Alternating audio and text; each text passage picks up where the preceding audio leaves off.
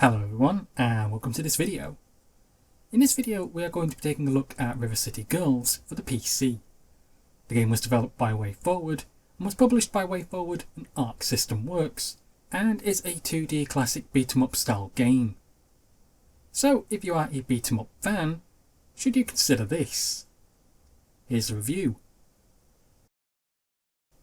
There's trouble once again on the mean streets of River City.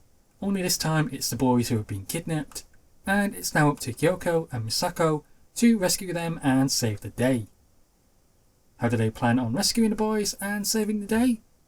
Why, by punching and kicking their way to victory, of course.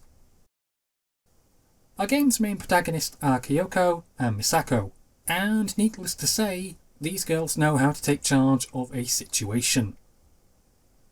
Whilst this may be a beat 'em up, it's also one with a huge cast of characters that you're going to get to meet and enjoy.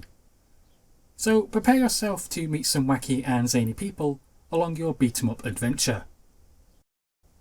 River City Girls is a gameplay mixture of 2D side-scrolling beat 'em up action, but also one that's merged with RPG elements where you can level up various abilities and options available to you.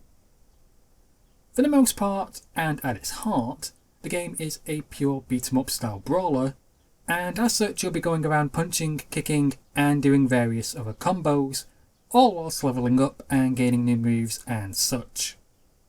The gameplay is really good and highly enjoyable, and its only real fault is that there isn't a proper 2D player mode. For some odd reason there's no proper 2-player feature available, and the only real way to play the game in 2-player mode is to use Steam's Remote Play or to look up Parsec. It's such an important feature for a beat 'em up game, which just strangely seems to be missing here. The graphics for the game are a mixture of retro 16-bit style brawling and full-on anime storytelling.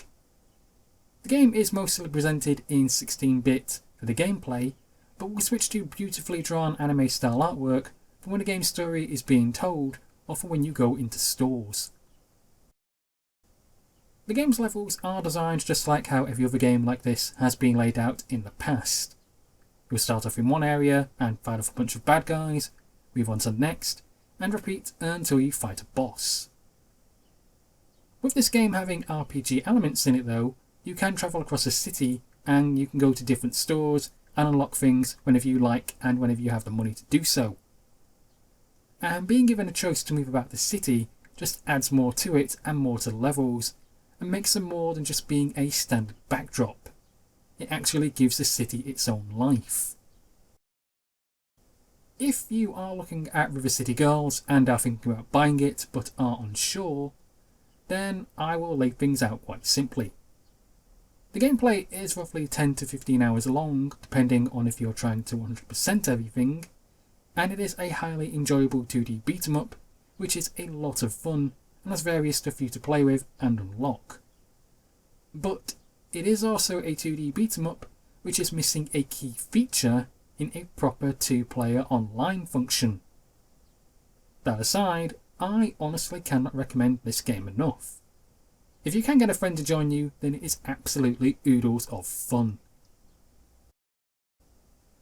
Well, that's it for this review guys. Thank you for listening, thank you for watching, and please subscribe.